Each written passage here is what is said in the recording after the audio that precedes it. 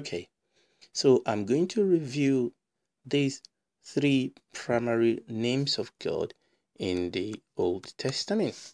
So Elohim speak of God as the creator. So when we want to look at the creative power of God, his strength in creating the universe, we talk about him as Elohim. So Elohim is God, the creator, and in the English Bible, that is usually written as God. Okay, so Yahweh or Jehovah, when we look into this name of God, it speaks of God as the savior of his people or redeemer. Okay, of his people. And this is very, very important. It's all about relationship faithfulness. So the name Yahweh, Jehovah, talk about God as Savior. And in our English Bible, is written always as Lord, all capital. And Adonai, when the name Adonai, what it reveals to us of God is about him being the king or ruler. Okay. And the way that is normally written in our Bible is Lord also, but only L capitalized.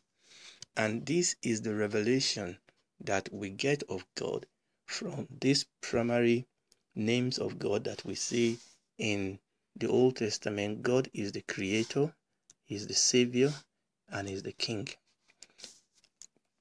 Now, before we leave these primary names of God, there's just one thing I need to point out also.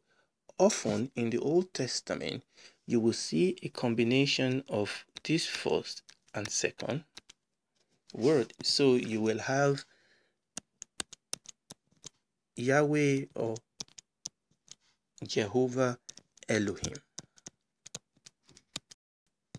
And the way that is always written in our Bible is as, Yahweh is Lord.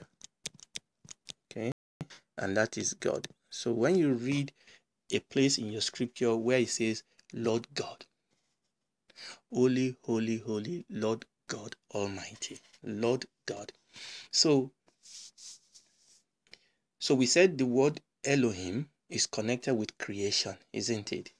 And the word Yahweh or Jehovah is connected with redemption and with salvation.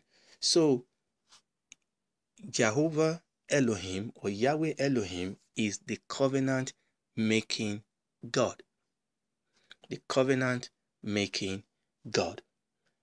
His covenant with man, the first covenant he made with man was after the fall in Eden.